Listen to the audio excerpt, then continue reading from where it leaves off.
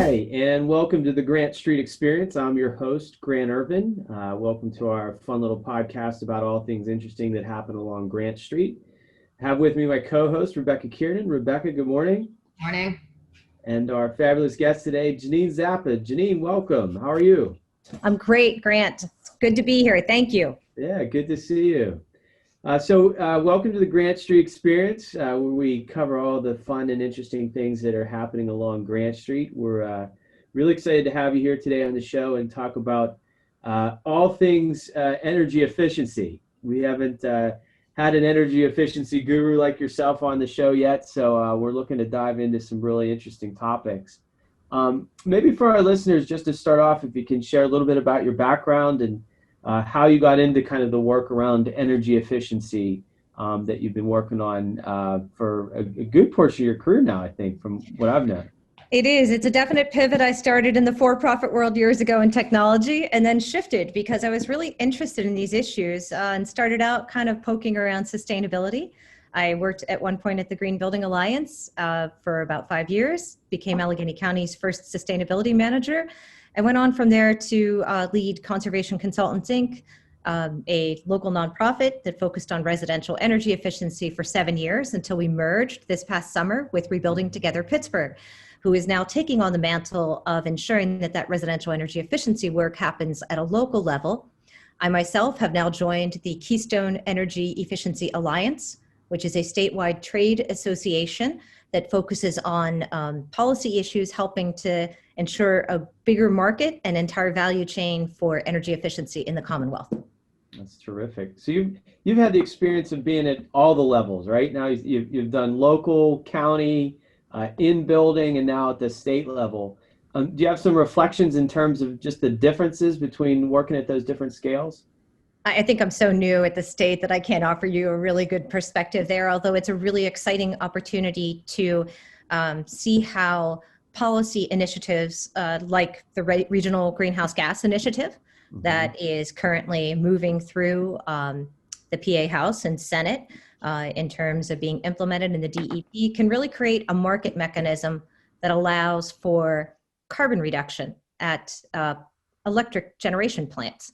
And so it will, over time, as it has done in 10 other states where it's operated for the past decade, really push us toward more clean energy generation and reducing carbon, right? So there's room for everybody in that model, but what it does is let the market decide what the value of that is. And it's been pretty clear elsewhere that that has driven a lot of innovation and creates an investment mechanism for energy efficiency.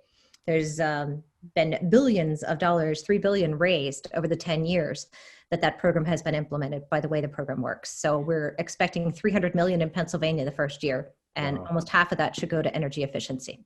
This is, I mean, the RGGI program is just a huge opportunity. I mean, if and when that $300 million comes, what are some of the types of projects that might yield benefit from it? It's not if, Grant, it's when.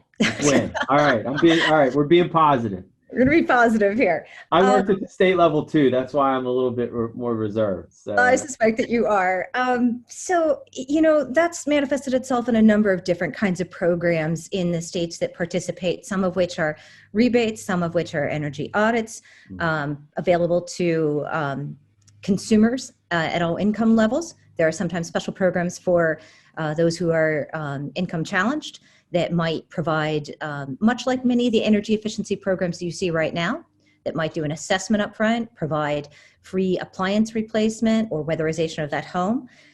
There can be improvements at commercial buildings, whether that's an HVAC system that's more efficient, or looking at even larger projects like a district energy system, right? So it really depends on what becomes allowed. And the DEP right now is working in Pennsylvania, starting last week, on determining what the program parameters will be in Pennsylvania. So I think right now it's a question mark, but certainly we expect there to be a fair amount of proven energy efficiency opportunities in that mix. And there's some other things that go in there too. There's some just transition that is expected to help people who work in traditional energy generation fields to be able to migrate their careers and still have good wage and employment right? Because that's important, right? As we shift our economy. Right.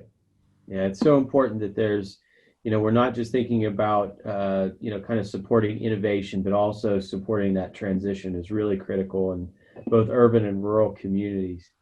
One of the things I wanted to jump into, while we had you here, is the topic of energy burden. Sure. And maybe Rebecca, just to start off, we've done some work in the city on the topic of energy burden, and maybe if you could just introduce the issue a little bit and some of the work that we've done here in the city around the topic, and what is it? What is energy burden? Yeah, energy burden is the amount of, it's the amount of income at the household level that is then spent on your utility bill. I guess there's utility bills, which includes water. So some counts include water, although most don't, but this is for energy. So heating and cooling. The work that we've done mostly came through a Bloomberg grant that we received, which we actually partnered with CCI and Jeaneen on a couple of years ago. In Pittsburgh, there's been a number of studies that have come out. A lot of them, the best ones come from the ACEEE, the American Council for an Energy Efficient Economy. But some of the digging that we did looked at, Pittsburgh's energy burden count. So we're the 6th worst city for energy burden at the time of the last report that was out. And 2nd worst actually for our Black residents nationwide. So we started looking at, what are the reasons for that? Actually, in Pittsburgh, we pay some of the lowest energy rates in the nation, which led us to believe, while we were doing this digging and we knew that energy burden was a problem, we realized that that's probably got a lot to do with energy efficiency, which is why we partnered with CCI and worked with Jeaneen. Jeaneen can talk about some of the issues and challenges with our housing stock in Pittsburgh too. Yeah, maybe Jeaneen, you want to dive into that? I mean, you've seen a lot of these houses firsthand from your time at CCI. I mean, what is that process and some of the things that you've seen in the individual residential households that are such a challenge? Sure. It's a great question. So I think as you and Rebecca know, and I'm not going to give you the correct stat now, but there's a significant portion of city of Pittsburgh housing stock that was built pre-1956 even, and much of it pre-1978. And while we've got all kinds of great new development going on, there really wasn't anything in the building code requiring energy efficiency until 1978. Wow. So a lot of this older housing stock is not built in the same way that stuff that's built today is. So from out of the gate, you may not get the same performance, and it's going to cost you more to heat or cool that home because it's leakier. I mean, that's it in a nutshell, right? And unfortunately, we also, we've got this perfect storm here of having steep slopes, lots of clay soil, lots of houses built on a slope, and really kind of quirky, heavy initial rainfall events. And I mention this because most of the foundation walls that were built pre-1978 didn't even have what you normally see today is, kind of a weather sealing, almost like a tar on the outside of that cinder block or that sandstone, and then some gravel. And that's intended to allow drainage around your foundation of your house when there's rainfall, and even just moisture that is in the soil at a molecular level. While there are a large portion of homes that have moisture in the basement, usually it's not, what we in the trade would call bulk water, right? It's not like you're getting a puddle in there unless it's a super heavy rain. Right. But at a molecular level, that moisture is coming in. And so a lot of people have really high humidity in their basement because part of it's below grade, below the dirt line, because the house is on a slope. So all these things combine in this perfect storm to mean that we've got a lot of moisture in homes. And why I mention that is it makes it really tricky and creates a lot of deterioration in homes. Moisture is like the number one root of evil in a house. It'll cause rot, it'll cause pests, it causes unhealthy indoor air quality. So moisture and energy efficiency, while they are two different things, are intrinsically linked. In a house, you want to make sure you're addressing moisture issues before you're tightening up that house, so that clearly you're not exacerbating any indoor existing air quality issues, or just simply propagating a mess, right? Yeah. So it's an interesting conundrum, right? But the housing stock, as it deteriorates, and if people are not able to maintain it, and the real challenge with a high energy burden is we're talking about people, as Rebecca noted, all right, our lower income residents suffer a lot more. That is why national attention has been focused on this work, and cities like Pittsburgh that have traditionally been in the top 10. That low income residents are typically spending 2 to 3 times, and nationally 3 times as much as non-low income residents on their energy bills, right? Not dollars wise, but as a percentage of their household income. So if you're thinking about a person who is extremely poor, less than $20,000 a year household income, that's a really big hit to have 7-8% of your income versus 3.1 or 3.5, which is around the national average.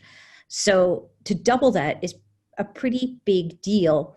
And, you've got to carve up a big chunk of that small pie. So now if you can't do basic repairs, that house just further deteriorates, right? That's a really long answer. I'm sorry, Grant. No, I think it's a complex issue, right? It's a complex issue. And one of the things, Rebecca, too, that we found in the equity indicators, maybe if you touch on this, though, is, what Jeaneen's laying out is like some of those upfront challenges that we see because of energy burden, but there's also, corollary issues with health and stress. I mean, what were some of the things the connection points that you saw with that? Yeah, there's a lot of health disparity in health outcomes too. And, it could be causal. Anecdotally, we know that it's a challenge, but there's a higher asthma rate. There are a number of disparities that are a result of poor living conditions. Jeaneen, one of the things, you guys partnered on this, but and I'm proof positive. I call it the Zappa project here in my house. Thank you. The role and importance of an energy audit. Can you talk about a little bit about that process? And a lot of folks, myself included, kind of come into it with a lot of trepidation. But it's probably some of the best money that you could spend if you're a homeowner or a property owner, in terms of just giving yourself the to-do list, right? Oh, Grant, I'm going to give you a COVID hug for that. Thank you. That's great. You know how I feel about energy audits, right? And I had one long before I worked at CCI, when I was still at the county, when I bought the house I'm currently in, and it's invaluable. I think you've described it perfectly. It is, people are reluctant, right? Because they think, oh, I've already spent money on a home inspection. Why do I need an energy audit? Well, to be clear, your home inspection, while useful, does not generally touch on a number of the things that an energy audit will cover. It's a couple-hour assessment in your home done by somebody who has a particular credential that they've had to go through a bit of training, and they bring in special diagnostic equipment. Okay, so in this energy audit, they set up kind of a fabric fake front door that has a giant fan in it and create essentially a 20-mile-per-hour wind in your house. And why they do that is it helps to identify exactly where the air is leaking in your house. Yeah. The blower door test, right? That's right. The blower door test. And so that helps us to know, how many air changes per hour. And you want some fresh air, but your ventilation systems should be providing that, not your walls and the gaps around your windows. And we find that typically houses in this region are a lot leakier. Through the project that you mentioned, Lucy DeBarbaro at Rebuilding Together Pittsburgh had done some compilations and found, and even contacted the folks who run the National Home Energy Score at the Department of Energy, and found that Pittsburgh's data showed that the houses here were significantly leakier than anywhere else that they had done home energy scores. And that's 100,000 plus scores done across the country, right? So for whatever reason, Grant, and I can speculate why the houses are leakier, but there's an opportunity in an energy audit to identify, all right, exactly where do I need to put caulking? Exactly where do I need to fix a door? Exactly where do I need weather stripping? Where am I missing insulation? If somebody's using an infrared camera, you'd be shocked at how many times a crew gets interrupted and they don't fill a certain bay in your walls with insulation. So where you think you have it, you may not. Where you've been told you have it, you may not. Or you just simply may not. There's a lot of what's called brick and tile construction around here, and that doesn't allow any room for insulation. So you have to kind of add it inward. So the audit creates your roadmap of what needs to be done. And I so appreciate you participating in, the project to help see what happens. And I'm delighted to hear you got something of value, because now you as a homeowner, right, you can tackle it one thing at a time. It doesn't mean you have to spend a fortune up front, but you've got a prioritized list and also prioritized ROI of what's going to make the biggest impact, right? Just a quick anecdote. With the infrared test, the only place that we had insulation was an interior wall in our attic. Wow. For some reason, like I'm like, oh, there's nothing there, and then I have walking up to my attic, the top floor. There's an interior wall on the stairwell, and it had insulation in it, and it was the only wall that had insulation. Right. The only wall that didn't need it. You got it. Exactly, right? You're in an unconditioned space, not on the exterior of the house. Not really going to do you a lot of good, but that's nice that you had it there, Grant. That's great. Yeah. Doing no good whatsoever. Yeah, I could huddle behind it in the winter. I think that was like the purpose of it. So what are the first projects that you did after you got the energy audit? So just to kind of follow suit with like what Jeaneen was talking about with moisture. So, they'll walk into the house and they have all your equipment and everything. And, the funny part of the story is like my wife is like the project manager, right? And so she's sweating the whole thing, like understanding like what we're getting into. And we started in the basement, did the walk through the house, and it basically has followed the project management plan has followed the same steps that the energy auditors took. So we began in our basement, which going back to buying our house in the very early days has always been about water management. So I installed a French drain and sidewalks and lost a couple of friends over the project, not because of the concrete, but just because of the intensity of the project, and calling on friends to help out. But we started on interior water management, which has been a huge improvement, to your point, in terms of the reduction of moisture in the basement. And then we kind of worked our way up. The one challenge I will say is it is a domino effect, right? So like, to be truthful and honest, like once you open up a wall cavity, you start to see all these other issues really that I would kind of attribute to not poor construction, but just what we've learned in construction management over the last 100 years. So for example, in order to get insulation, we had to get all new electrical because we had knob, we had knob and tube wiring, which our home audit, our home inspection said was already taken care of, but it was not. Oh, how interesting. Yeah. So then we did insulation. Insulation then prompted that we do siding.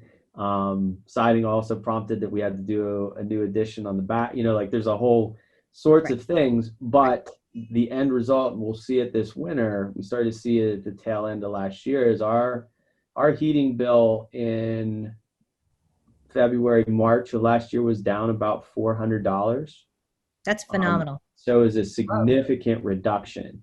Yep. And it's to that point, just like it follows suit with all of the research that we have, is that we're basically consuming more electric gas mostly, to heat and cool our homes, and that we don't need to if we're properly insulated and maintained. That's right. Grant, I had a similar experience after I had my energy audit. We were here for the first winter before we insulated, and I think my gas bill in January was like $470, right? And then the next year was the polar vortex, if you remember that. Yeah, yeah. We were under $150 in January, and I was thrilled, right? So, and it's really demonstrated that, particularly in low-income housing, I do want to make mention, I know we don't have a ton of time, but as Rebecca noted, the American Council for an Energy Efficient Economy often called ACEEE, Mm-hmm. always puts out a report on high energy burden. And they just this week held a webinar, and last week just published their latest version. Now, sadly, they don't note Pittsburgh in it because it wasn't part of the data set. However, that data set's being updated, and later this fall, they are going to publish an updated version. But that report shows that in low-income housing, weatherization is shown to reduce energy usage by 25%. 25%, right? If I told you you can go on a diet for 2 weeks and lose 25% of your weight, like everybody would sign up. But here we are with our houses, probably the most expensive thing you own, and you've got no clue about it. And to your point, Grant, there's a lot of stuff that we just don't know. It's not visible. And many of the opportunities and challenges related to energy efficiency are not in plain view. Some are, though, by the way. So here's my tip for a really simple thing you can do now that we're in the autumn season and it's actually colder instead of this crazy hot summer that we've had, is just go look for spider webs in your basement. And anywhere there's a spider web, that's an indication that there's an air current, because they like to build their webs where that air is flowing. And so you probably have some air sealing to do. And I can't hammer on this enough. Air sealing is the bookend to insulation. You know, it's like going outside with that nice knobby sweater and the wind is blowing and the wind blows right through it. You need the windbreaker too. They go hand in hand. And this is the foam that they inject? That's right. Yeah. So you can have spray foam, caulking, anything that blocks flow of air is a good solution to air sealing. But generally, right, you're looking at some kind of expanded polystyrene, rigid board, or sprayed foam, or caulking. Many things you can do yourself as a resident, right? Yeah. Just to pick up on that, because we've got some limited time here, I wanted to ask you about this. Is, you know, you just mentioned that 25% number, which is so significant. And what are some of the things that you've seen or heard through this period of the pandemic? As folks have, you know, spent more time in their homes, working from home, you know, that's one part of it. But the other is, as we think about kind of economic stimulus or the opportunities in terms that weatherization can provide, you know, in terms of economic recovery, has Kia or other folks given some thought to that, or you personally? Sure. So at a state level, right, Kia and a number of other organizations, right, are really advocating to see the cap lifted on the current energy efficiency program in our state, Act 129. The organization also has a roll-up Energy Efficiency Alliance, so there's some work going on in New Jersey. But since we're here in Pennsylvania, let's focus on that. We think that there's plenty more opportunity and that there is proven improvement. And we did talk briefly about RGGI at the top of this call and this podcast, Grant. When that goes into action, that can become a longer term catalyst in addition to the many great programs that exist. And I want to be clear, right? If people are having trouble paying their bills or have a low income household, you should absolutely check out both your utility, your gas utility and electric utility websites, and Action Housing, which is the federal weatherization agency here in Allegheny County. There's parallel sets of resources that can both be applied to those single homes. The city, as you know, has a wonderful loan program for energy efficiency through the Urban Redevelopment Authority. And so, you know, I think at a policy level, the other stuff, you know, not residential, but commercial in Allegheny County, we now have a program available to commercial property owners called CPACE, so Property Assessed Clean Energy. And it's a terrific financing mechanism that really can help a commercial property owner to make significant energy efficiency improvements. And just like a homeowner, right, those are often a huge chunk of fixed costs. And so it's a great way to skinny down. And in this terrible year that we have all been through, everybody's looking at, how do I rethink making where I'm spending a lot of time, A, more comfortable, B, more healthy, and C, cut my expenses. And energy efficiency steps line up right on top of that. And, you know, I do want to say this, Grant, right? There's also a ton of jobs that associate with that. So you should be on the lookout next week for the annual energy efficiency jobs report that comes out from E2 and E for the Future. And I know that it has been the fastest growing segment of jobs in Pennsylvania the past 4 or 5 years. It's pretty incredible. And yet we still, as a percentage, have fewer energy efficiency jobs than most of the rest of the country as a percentage of our overall employment. So that suggests that, we've got plenty of need, as we've talked about, and plenty of opportunity, right? So the more we're able to drive that across the finish line and help residents get more comfort, lower bills, better efficiency, right? That 25% savings. I mean, that's huge. It's huge. Absolutely huge. And it's not just about the money, right? We can talk about carbon, we can talk about comfort, right? All the health impacts, the asthma, the moisture reduction that, Rebecca was talking about. It's just a great way for us to make a difference. I know we're kind of at time, Grant. Is there anything else you wanted to touch on? Yeah, just to touch on this, I mean, real quick, because it is about cash, right? Cash in your pocket. But like Rebecca, you guys did focus groups with a lot of the contractors. I mean, what was the makeup of that? I mean, we're looking at like electricians, carpenters, like what are some of the professions that are involved in this work? Yeah, I mean, we worked with, they were really Jeaneen and CCI's contractors. So it was kind of a self-selected group of, energy efficiency professionals. So, the guys who will like crawl into your attic and do all of the hard work that they like to say. But one of the biggest issues is just that there aren't enough in that space. So it seemed, and Jeaneen, correct me if I'm wrong, but it seems like from speaking to them, they're kind of like a niche group. And it needs to trickle down more to just your average contractor and, your friends, the friend space of, people who help you out, with some of your building projects. Yeah. We definitely need more of them. Yeah. And that's where policy makes a difference. And if you're going to take the time to do a project, and even if it's going to open the layers of the onion, Grant, like it did in your house, you've added so much value to your house, and you've eliminated the number one risk for electrical fires in a home is poor wiring. Yep. So, it's a safety thing for you and your family. Those are big deals. So I think it's great. It's just great. Excellent. So one of the things we like to do just to kind of wrap up, Jeaneen, this has been really great information. We appreciate it. So we have a little piece, self-fulfilling kind of information gathering for us called what you're listening to, what you're reading, or what you're watching. So Rebecca and I are just curious to see what our guests are consuming from a day-to-day basis, just to add to our list of consumption. So any good books or movies or podcasts that you're listening to out there? I am reading a book, but the title was eluding me. I think it's called A Stranger in the Woods, about a guy who's like a hermit in Maine. It's a true story, and he lived out there for over 20 years. So in this time of COVID, it's kind of crazy. And he just walked off one day when he was 20 years old. And I've been watching Away, the new Netflix series with Hilary Swank, which I've been very much enjoying. Awesome. That's terrific. Anything new on your list there, Rebecca? Not so much, but I just read a really fascinating article out of NPR. Maybe this sets up like a future podcast, but it's around the recycling industry, and it compares the recycling industry, which was actually an advertising ploy of the plastics and oil and gas industry, like throughout the 80s and 90s, when they made that switch, and they were really pushing recycling. But it basically mirrors like the cigarette industry. I forget the name of the movie, but thank you for not smoking. Cynical. Yeah.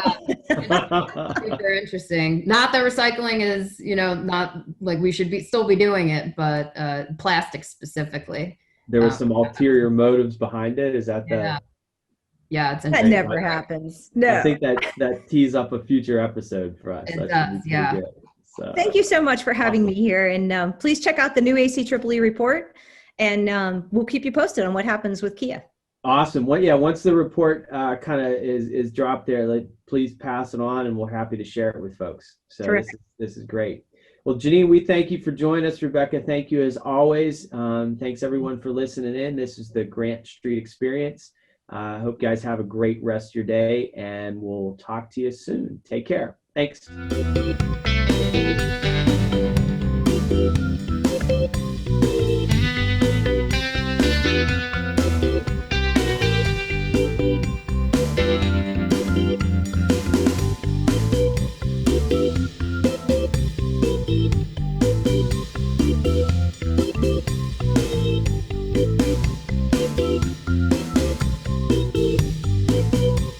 you.